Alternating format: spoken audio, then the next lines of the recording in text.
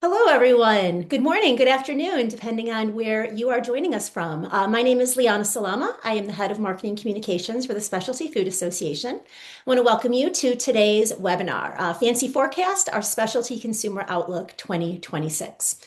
Couple housekeeping notes before we get started here. This webinar is being recorded and will be available to everyone after the session is complete. In addition, everyone who joins us today will be emailed a copy of the full report, of which we'll be going through just part of it today. In terms of questions, we love questions. Please use the Q&A function down at the bottom of the Zoom. We will collect those and we will look to answer them at the conclusion of the presentation. So with that, let's go ahead and get started. As I mentioned, I'm Liana. I want to give my co-host an opportunity to introduce himself. I'm Kevin Ryan with Malachite Strategy and Research. So what we do is we help consumer packaged good companies, retailers, ingredient companies at the front end of innovation, helping them build their pipeline. Thanks, Kevin. So Kevin was instrumental to our development and the collaboration that went into identifying these trends. For anyone who did not join us at Winter Fancy Fair in San Diego, you may not know that we actually announced our first ever trend of the year as the intro to a series of trends that we're looking at as things to watch in the specialty food space in 2026. One of the things we specifically tried to do related to this trend report was, well, first of all, to ladder it up to really the consumer drivers behind it. So you're not going to see a ton about specific flavors or specific products. You're going to see things about consumer desires, attitudes, and values that lead to different types of products that they are searching out. The second thing is we really wanted to make these actionable. So for every one of our six trends, there are implications for brands and for retailers. And those implications could run the gamut from, full reformulation to simple packaging and marketing and messaging considerations.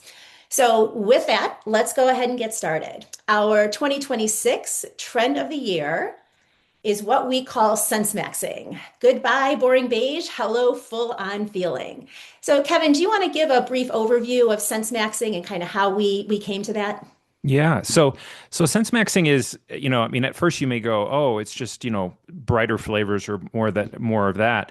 It is in a sense, but really the reason that we chose sense maxing as the name or the feel of it is all the senses, right? So it's not just flavor. I mean, it's definitely, bolder flavors and things, but it's also the mixing of flavors. It's the tension between flavors and textures and visuals and the feedback that you get in your mouth and exploring new senses as well. So if you've had like Szechuan peppercorns and things like that, for a lot of, Western palates, that's new. So it's that combination of different senses. And so we really see a lot of this now. And I think, a lot of the folks at SFA, really were, seeing data, seeing material that really pointed out how the more we live in a digital world, and I guess the digital world does two things. One is, we have to like interact with a phone, which is kind of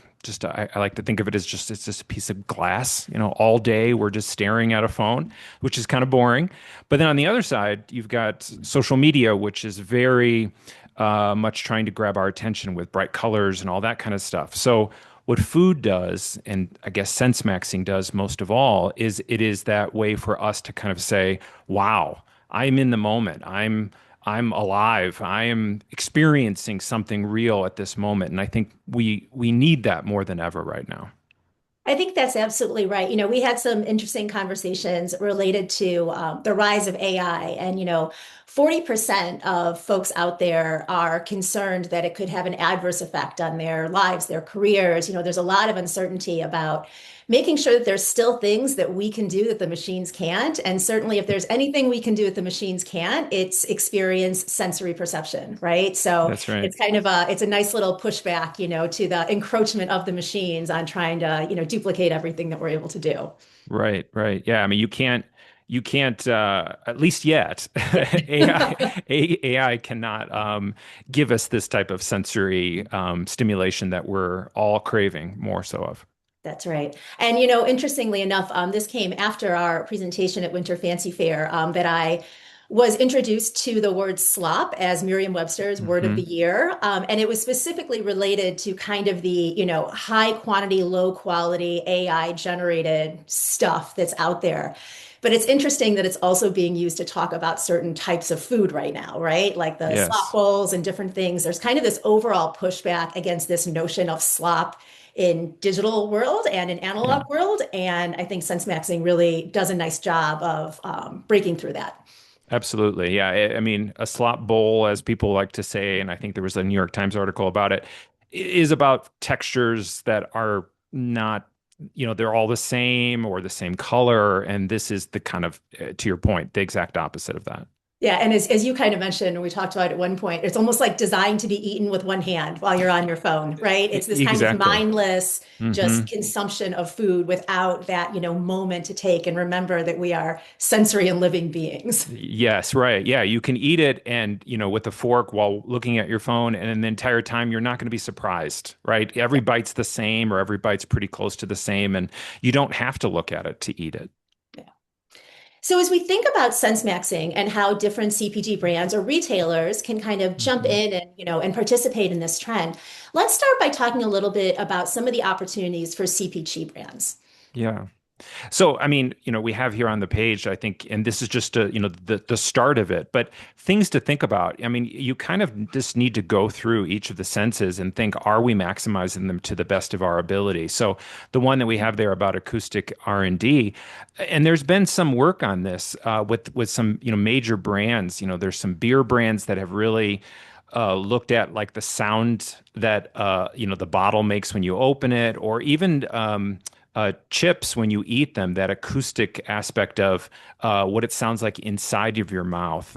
That's important because it really differentiates you from someone else. But as we talk about there, the wrapper, the pop of it when you open it, all of that needs to be thought about. And then the way it feels, does it give back to you? That's that haptic packaging piece. So you need to go through each of the senses and think, how can we realistically and authentically, I think that's important. Don't push it. But how do we realistically and authentically do this and enhance someone's experience with our brand? One thing that one of our panel participants at at Fancy Fair, Nancy Cruz, mentioned was that I believe it is the Japanese have more than 300 or 400 words to describe texture, and we Mm, have, crisp and crunch. So yeah, there is a whole spectrum to play with related to different ways to describe and experience the texture of food. In addition to, of course, yeah, flavors and kind of the punchiness of a sour, the aggression of a heat, and these different types yeah. of nuances at play. Definitely. I mean, the one that you see a lot of really coming is the QQ, which is the Chinese chewiness that we think of when we think of boba. We think of like mochi, which is Japanese, but it really is that, which up until recently for Westerners was kind of not a good texture, but Yeah. you're starting to see people really enjoy it. So there again, you can kind of see the first weak signals that it's really becoming something that people want. They want to be able to experience more within the product, and I think that QQ texture is just a good example of that.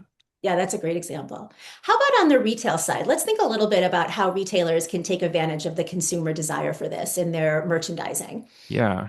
I mean, I think, it's already starting. You're seeing a lot of it.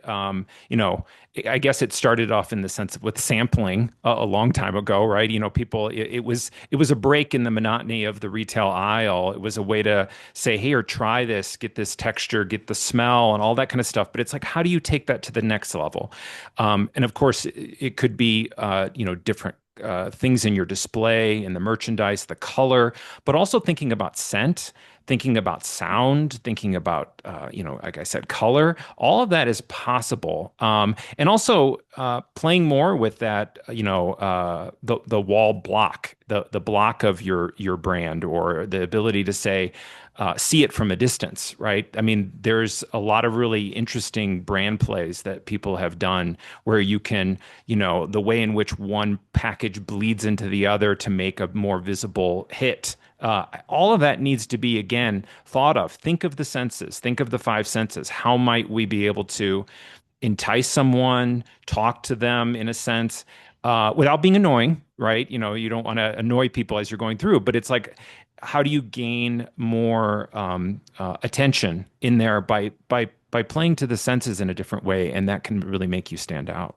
Yeah, I love the idea of the sensation-based merchandising, right? Where maybe an end Hmm. cap is, really about a sensorial response that a number of different types of foods can provoke. I think Yeah. that's a really interesting way to call that to the forefront and creates a really kind of eclectic and interesting mix of products for the consumer to look through and to think. Yeah. In a way, it's it's been done before in a maybe a regional sense, but not in a sensory sense, right? Yeah. So you could have a regional end cap that's more of like the flavors of Italy or something like that, but now it's to the point we have there, the high crunch, or maybe it is that QQ. If you're just Mhm. exploring that, then it's like, hey, here's a way to add this texture that maybe you hadn't experienced before to there. So thinking about that, I think is a really interesting new way to merchandise.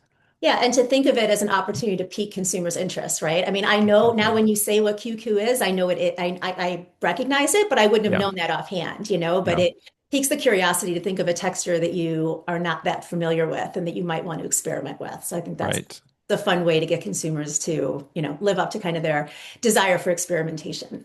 Exactly.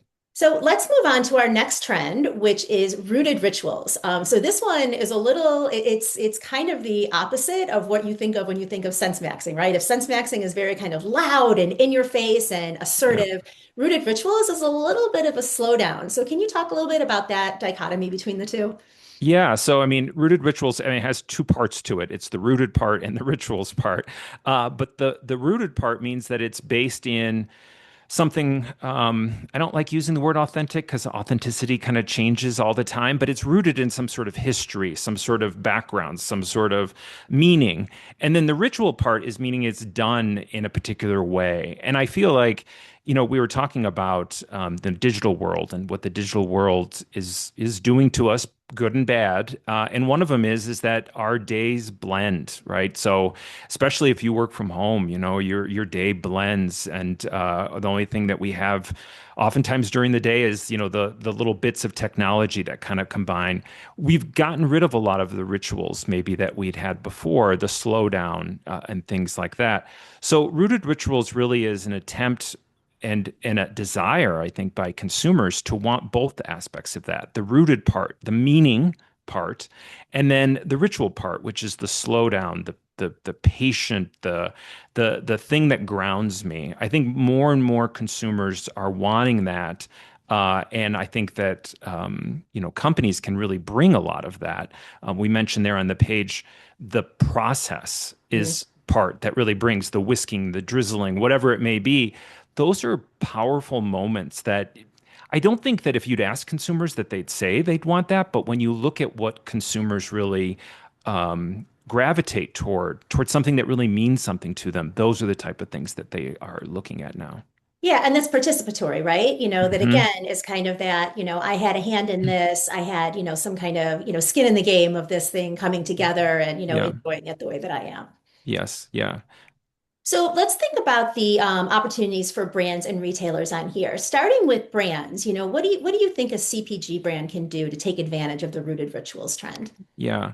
I mean, I think one thing I want to make sure people get, because I think when people see the word ritual, they think, oh, so it's going to be a 25-minute tea ceremony or something. And it's like, no one wants that on my brand. It's like, yes, no one does want that on your brand, probably. I mean, of course, there may be some, Yeah. but rituals don't have to be, long. And the rooted part doesn't have to be either. It can be there for the discovery, right? It's the idea that I know that there was time and patience put into this and something that I need to do. I would even say that if like some little cheese that has a wax covering that you have to remove in a particular way, and it only takes you maybe 20 seconds to do that. That process of doing that slow down, the idea that I need to do that, that's a moment. That's something that you do. I saw recently, I forget which the brand was, but it was on top of a pint of ice cream. It said, wait 5 minutes. And it Hmm. was, it's because it's best scooped at that, but it's also the speaking of sense maxing, the senses are more heightened when it's slightly below, the temperature is a little bit higher than Yeah. absolute freezing.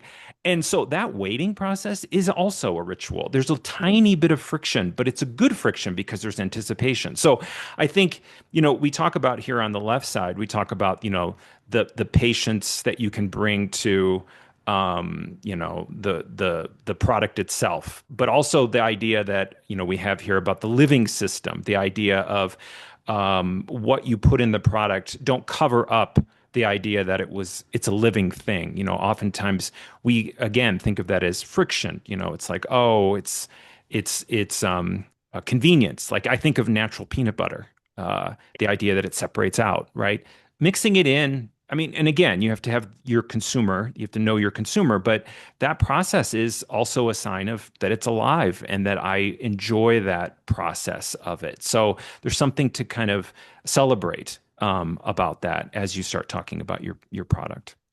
It's interesting, you mentioned the wax cheeses, and I love my little baby bells. And as Yeah. I think about it, it hadn't occurred to me until you just said that, but there's a very specific way that I open that, and then a very Yes. specific way that I like place the pieces of wax together to discard. Like Mhm. it's a very like, yeah, I've never really thought about it that way, but it very much is. I do it the same way every single time.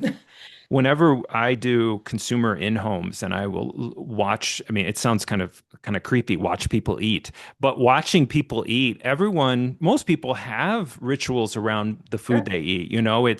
If you're eating a meal, it's like, what section do you eat first? And do you eat Mhm. it all in different pieces? But it's even if I'm eating a yogurt, do you mix it first or do you just come off the top or do you lick the lid? People lick the Yeah. lid. All of that is meaningful and it's important for people, and knowing that about your product and maybe even adding more of that into your product is so powerful when you are thinking about it. And I think more people are looking for that in their product, and it makes it for your product to be differentiated and something that people will come back to. Yeah. So on the retailer side, let's talk a little bit about how retailers can show off the rooted rituals trend. Yeah. I mean, I think again, speaking of, end caps and how you can kind of do there, I think there's areas, if you can, there's areas where you think about merchandising where it's like you're selling the ritual. Because oftentimes some of these rituals, and I'm not talking about licking the lid on a yogurt, I'm talking more about that. A little bit more of a process, here in that we talk about the whisking of the tea or whatever, grouping those together is powerful because sometimes maybe in our high fast-paced world consumers aren't thinking about that, and so putting it together, it's like, oh yeah, that's interesting. Or education, showing that this is something that you can do at home. I think that's powerful. We talked there about the tin fish as well with the board, not just in sense of, hey, buy it together because it's easier to buy it together here. It's more of the education part. Also there talk about the starter pack, the idea of a ritual bundle, selling that together. There's something powerful there. It gives permission as well, because maybe someone doesn't think about the ritual as something that they allow themselves in a way, but by Mhm. bundling it together, you're saying, no, this is something that maybe makes the product and the experience better. And I think people are more into that. It could even be the sense of, selling particular cheese knives or things like that. It's like, this is a way to do it, and you should enjoy this way of doing it. It's going to enhance your experience. Yeah, absolutely. And then this idea of slow zones, right? I mean, if you think Hmm. about how people so often sample, it's a drive-by, right? They drive by and they Exactly. grab it and they're three aisles down before they've even put it in their mouth. And, Right. I certainly, producing trade shows, you see that happen. You see people kind of grab and go and then one of the things we did at Winter this year was we had our first taste table where our Sophie finalists, Mm. everyone actually came in, sat down, and there was a kind of moment of telling the story of that product and then giving people an opportunity to sample it in a, not grab and go kind of way, like sit with it, experience it, and have a conversation about it. What's interesting about that is there are, I believe it was Tesco in the UK and a couple of retailers in the US have experimented with having times of the day and week in which they would have shopping for people who were neurodivergent, maybe people that needed a little bit more dimmer lights, quieter and all that kind of stuff. And that was great for them, to really, care for their shoppers that way. But what they found is that other people that maybe weren't neurodivergent would come and say, I really enjoyed slowing down at the grocery store because I found that quieter, I could, focus a little bit more. I think that's interesting. It was an interesting insight that they had, and it really speaks to this idea of all of us slowing down a little bit more, and sometimes maybe again giving permission to folks to slow down. Yeah, I love it. Let's move on to our next one. The next one is honest processing. And Mm, what I love about this one is we knew in talking about trends that we were going to need to address the notion hmm. of ultra processed. Right. And I think that one of the challenges is that a lot of times people look at processing and they think of it as kind of a zero sum game, right? Of any Yeah. processing is bad processing. And Right. really what we're trying to do here is redefine the line and say it's not that all processing is bad, but intentional and transparent and purposeful processing is quite good. And you have to Hmm. trust your consumer to Yeah. understand the difference and to show it to them. So, Yeah. your thoughts on where that kind of comes from. Yeah, I mean, a lot of people, to your point about all processing is bad. Most consumers, I don't think, are there. They see some processing is absolutely necessary. They want the convenience of it, or they just recognize that making bread requires processing, making cheese requires, or whatever it may be, and I want that convenience.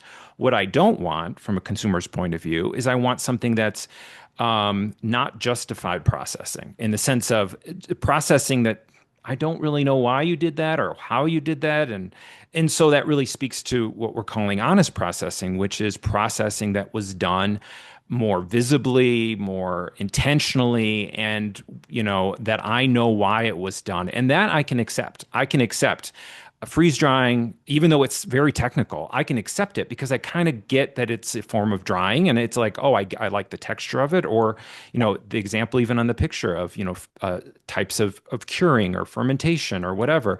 I get it, I understand it, and it's something that you're not trying to hide. Yeah. So as we think about CPG brands, how do they take advantage of this? I really love the deindustrialized language piece of this, right? Yes, Where yeah, talking about technique as part of the attributes of your product right from the beginning, right? Using yeah, creating a semantics of the processing that things like stone ground or slow fermented that people are like, no, I get that, and I actually kind of like that. It hmm, feels sophisticated and different and like something that I want, my processing to be.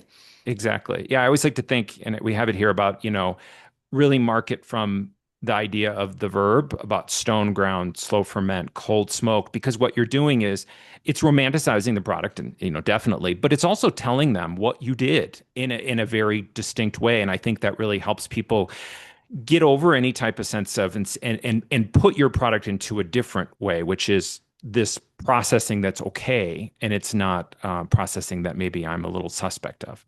Yeah. And then the speed audit, let's just spend a quick moment on that. How Hmm. easy is it for brands to, take out additives that, speed up production, but maybe don't really add any value? There's probably a spectrum of how easy that is to do for folks. I think there's a spectrum of that. And then there's also a spectrum of whether or not your consumer is one that by knowing your consumer, whether or not that's going to be a real issue for them. But I do think that, there are some that you can talk about in a sense of this is added because. So it may not be taking out, it may be explaining it in the form of that, that we talked about before about the verb, the idea Mhm. of this was done because of this, so there is some language that you can use about why it was done. But if your consumer is someone that based on your experience with them, is not someone that's going to be cool with it, then yeah, then it is taking it out, or putting in something else in its place.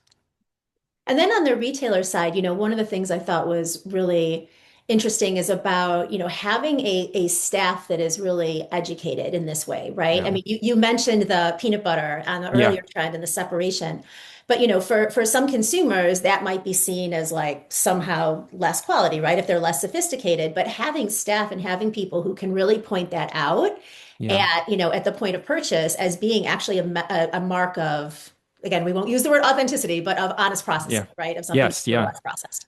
Yeah, because I think that what not having that does is it causes people to make up their own narrative about how your product was made or whatever. And it's like having the trained staff that actually say, no, it's this. I don't think most consumers are, open to like immediately going to negative, but when those things they don't know aren't covered, then they're like, why aren't they talking about it? And it may just be just because they aren't talking about it. So having the staff kind of be there.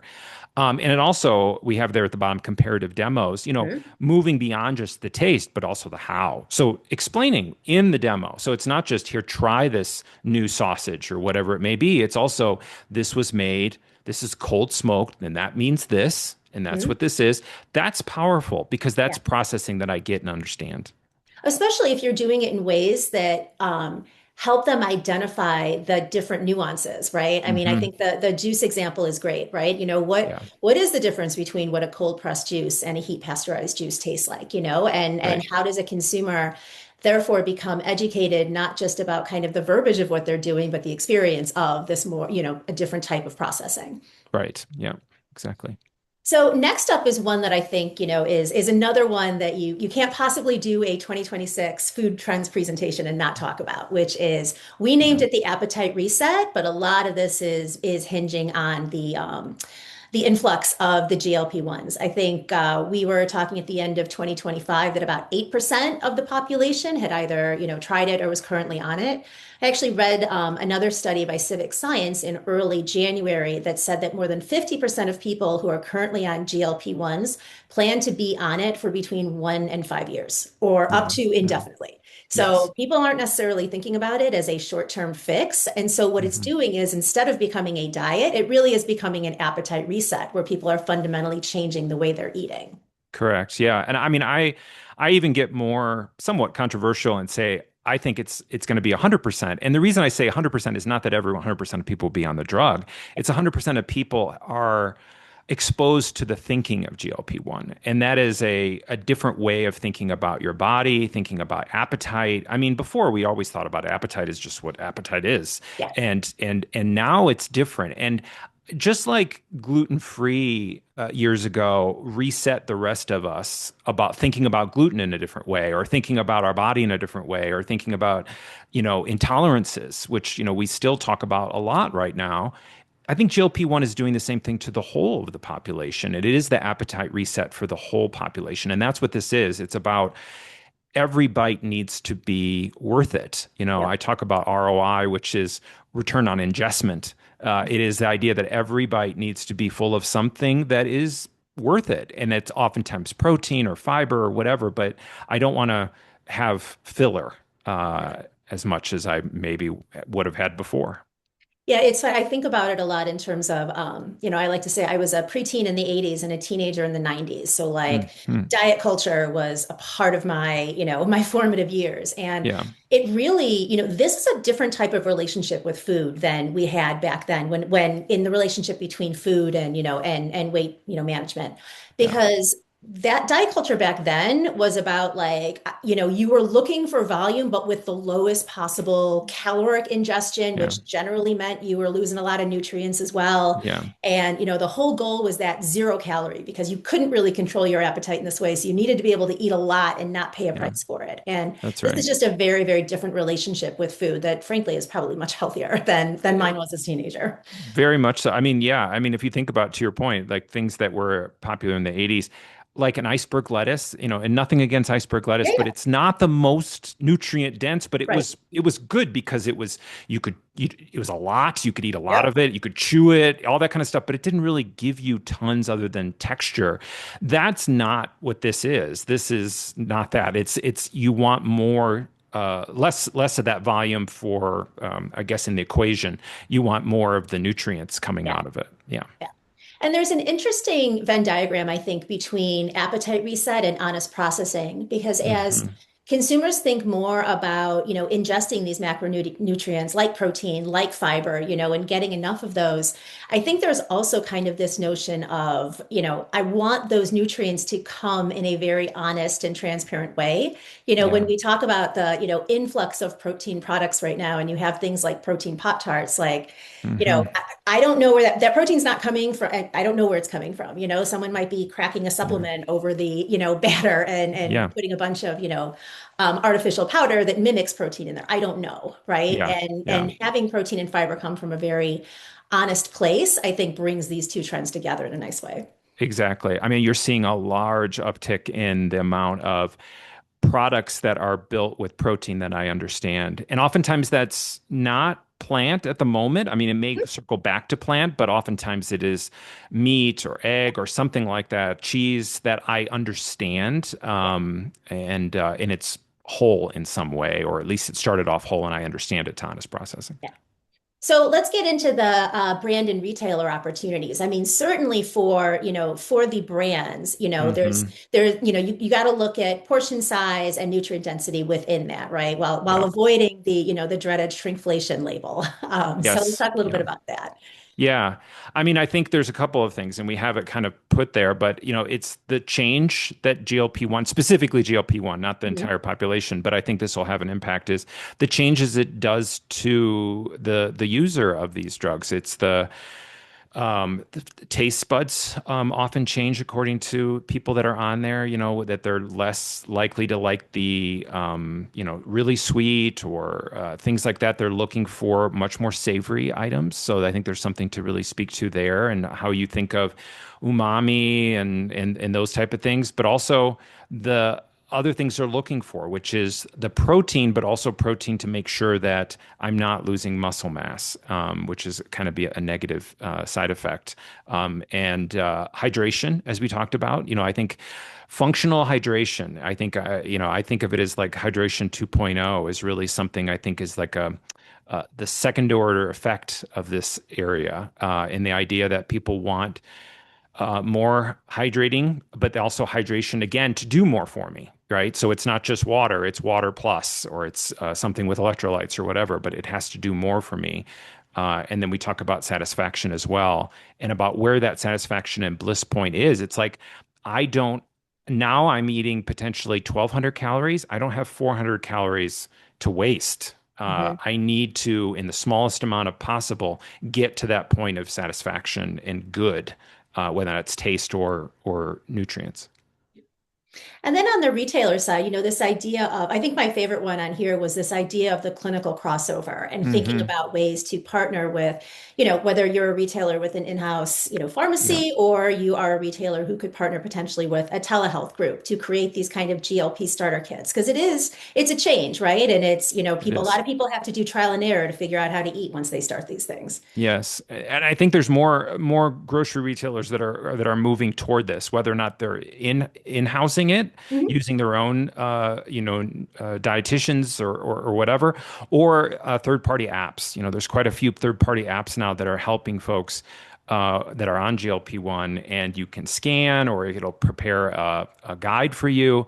So this kind of gets to our future of, our AI future of agents and all of that good stuff. But how do you get into that selection set? And how do you know what it is that those type of, whether or not it is the grocer or whether or not it's the app, how do you get into that selection set specifically? So I think we're going to have to deal a lot more with that in the future.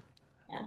And then, as a marketer, I really like the idea, I always like the idea that a small nuance to positioning can make a big difference, right? So this idea Hmm. of the precision portioning and moving away Hmm. from things like smaller or, fun size or, whatever, and Yeah. people like mini, it's fun, but Yeah. it doesn't feel the same as something like precision portioning, that feels real and tangible and critical. Right.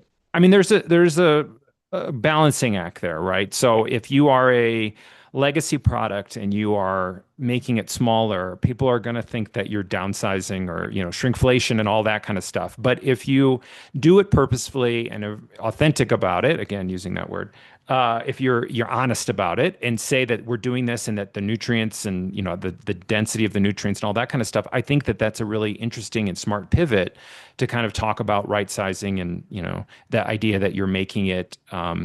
And you're seeing quite a few brands move to that, that positioning to the idea that we're smaller, but smaller on purpose and smaller, giving you something. Because it always has to come back to we're giving you something even when we're shrinking, we're smaller. Yeah, there's a number of incubators and shared kitchens that we work with at SFA, and I've Mm, heard from several of them that some of their larger equipment investments of recent years have been packaging for smaller portion sizes because it's yeah. something that more and more people are developing right from the get-go. Yeah, yeah, yeah. And I saw quite a few products at the Winter Fair where it was smaller, more convenient bites of things that you could have, like cheese, very small bites of cheese, things like that, Mhm. things that were dense, things that were small, but you could, the way that it was positioned was definitely about that nutrient density. Yeah, absolutely. All right, let's move on to our fifth trend. This one is very fun. Shelf-stable chic. So Hmm. this is about bringing the pantry out into the open and showing off what you've got in there. So a Yeah. few thoughts about that, Kevin, if you don't mind. Yeah, I mean, and you've seen this building for a few years, but I think COVID probably built a lot into this. It was the idea that we lived a lot at home during COVID, and I think that we really love our kitchen and the idea of putting things in our kitchen that says something about me to me, as well as to others that come in there. It's not just about having the new KitchenAid. It's also about displaying, Graza oil or, a tinned fish. It's about your identity play through what you display. And I mean, some of this is social media. I mean, Pantry Talk and things like that. It's showing what you buy out, even smaller. I don't want, and I think the economy plays a role here too. I don't want just, the vegetables and all that kind of stuff that may not last as long.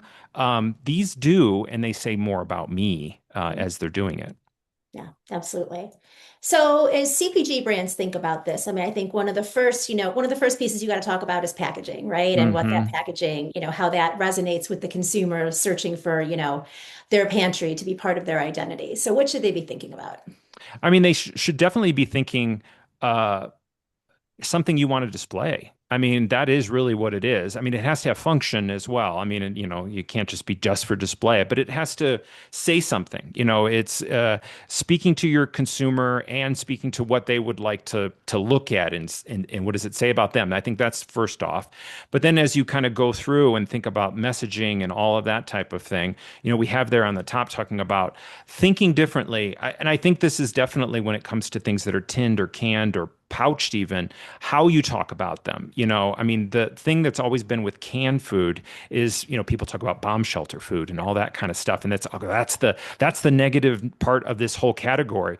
Well, now it's turning around. It's the idea of that if you look, especially like if you look at European canned goods, yes, it does last a long time, but it's also about the potential and the good things about that idea of putting something in a can. It's the aging potential, as we talked about there. More like, why do you put wine in a bottle? So changing the language of that and also the function of it. We talked about the waterless luxury, the idea of concentrates are great, and they serve a purpose and they are economically sound as well. So there's a whole bunch of different ways of changing the mindset of why these type of more pantry items are, in a sense more popular now just by changing the positioning.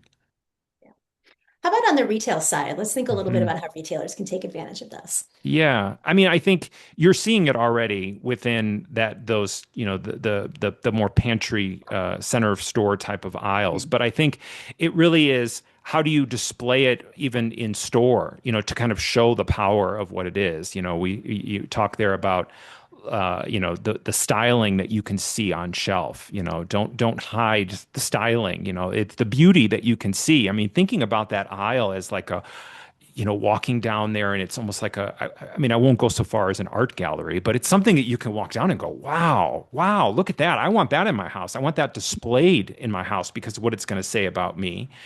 And then, even to the point, if you can get to that, we talk about registry. I mean, that is something to aspire to. The Yeah. idea that you are going to be on like a wedding registry or something like that. It's because it is a desired product. It is something that it's like, wow, I want to put that into my kitchen, especially maybe my first kitchen or whatever it may be. And then, we have there the tasting library. But the idea is that showing people the power of maybe you should think about this as a maybe a dried good or a canned good or whatever it may be versus not that there's anything wrong with fresh, but Mhm. what the dried or preserved good does for it. What does that process do for it that is actually quite good? Yeah. It's another instance where you can leverage, staff and folks and and Exactly. demos to educate the consumer about, about what they're interacting with. Right. So our last trend is promiscuous palate. So this is our take on global flavors and on the Hmm. evolution of global flavors. So how Yeah. would you kind of summarize or wrap up this trend, Kevin? Yeah, I mean, I say it's not fusion, not specifically, because fusion is, the first iteration of this. But fusion was just combining two different cuisines, which was great, and we've all been there. The difference between that is, I think we have moved to a post-authentic, again, using that Yeah. word, because I think we have moved to a post-authentic society. And what I mean by that is not that authentic isn't good. Of course it is. It's, celebrating a culture.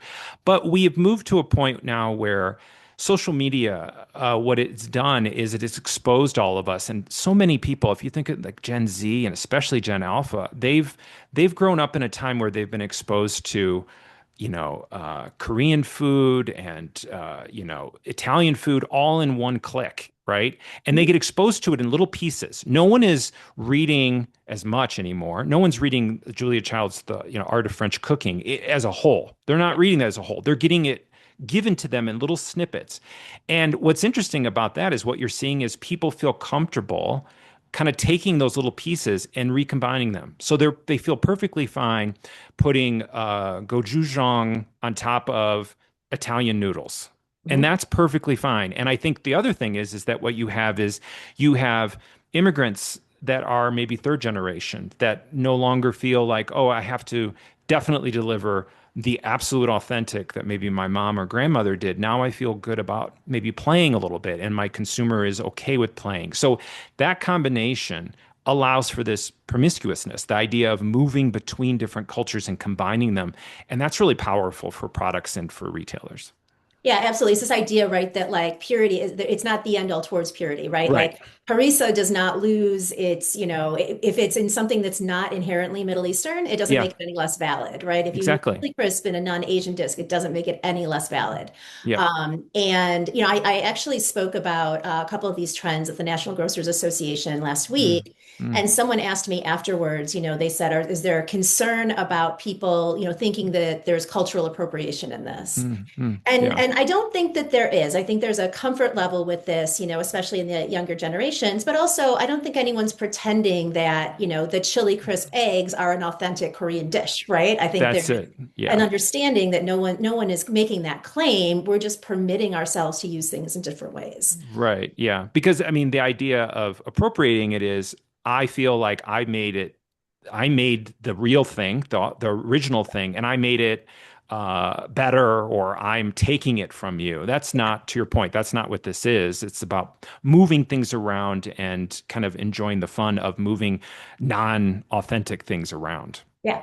Yeah. And more of that experimentation, right? Hmm. Which has an identity play, it has a social media play, and it has a lot of, ways that consumers can use food to express themselves and they can feel more Right. free to do it. Exactly. So related to CPG brands and retailers, these were some of my favorite ways to incorporate these different benefits. Yeah. The third culture logic, which you just talked on there, right? Yeah. Yeah. Is very interesting to me. Let's talk a little bit about that as well as some of these others. Yeah, so I mean, third cultural logic is an idea that's that's been kind of floating around for a few years now. It's very much what we're talking about, which is taking that cuisine, like kind of deconnecting it from the geography and from the foods that are traditionally associated with it, and then recombining them. So we talk there about different mixes because I think that that's the power of this trend. It's the idea of we can move things around and feel comfortable move things around because we can kind of go above it. We can kind of say, okay, now we know that there's a heat or a spiciness or a sweetness, and it's like, how does that go with this? So it's like I use chili flakes in Mexican food. How about if I use this to your point, harissa. How do I use harissa maybe in Mexican food or Mexican flavors? So that's really what it's about and feeling comfortable with that. And I feel like younger generation definitely feels a lot more comfortable with that. Yeah, absolutely. And then on the Hmm. retail side, I think one of the things I love is this idea of, again, it's merchandising, right? But it Yes. Yeah. is saying, you know what? I mean, there are certain things that many cultures have. One of someone a couple years ago, introduced me to whatever that line is about. Every culture has a dumpling, Yeah. right? Like from Yeah. ravioli to pot stickers to et cetera. And I Yeah. mean, every culture has a hot sauce. Every culture has a, XYZ, and Yeah. bringing those things together under the umbrella of what they offer from a taste and sensation standpoint, and then Yeah. allowing kind of the different cultures to blend there. Exactly. Yeah, I think that's exactly it. It's about the idea, but it's also again giving permission. It's about the and giving education. So people see all these things online or wherever they may see them, and they say, "I want to do that, but I'm not exactly sure how to do that, or maybe I don't know that you could mix these things together." So giving somewhat of that inspiration part, and by putting it all together, we talk there about the umami station or the funky heat station or whatever it may be. Some of that is just toppers or things you can mix in because for many folks that is the level at which they may be experimenting at first or the time they have to do it. So how do you allow them to do that in a way that feels approachable? Yeah. Yeah, and then some of these other notes again, in the idea that words, verbiage, positioning can make all the difference, right? Yeah. Is we don't need to hang our hat on, oh, it's Korean chili paste, right? Like let's Hmm. talk about going back to the sense maxing, let's talk about what it evokes, right? What are the flavors in Exactly. it? What are the sensations in it? So that you're broadening it beyond maybe just the original culture that it stemmed from. Right. And that's not to say that, some of these some of the brands that are out there that are, steeped in their culture, that's not going to be still powerful for them because it is. I think for them it speaks to how do you then expand beyond and kind of talk about this, but then even for other brands that maybe are not, speaking from that, original culture, how do they kind of combine them? So it just gives that freedom, I think, that to speak of. All right. Well, with that, we are actually at the end of our presentation. I'm looking on here to see if we've got any questions.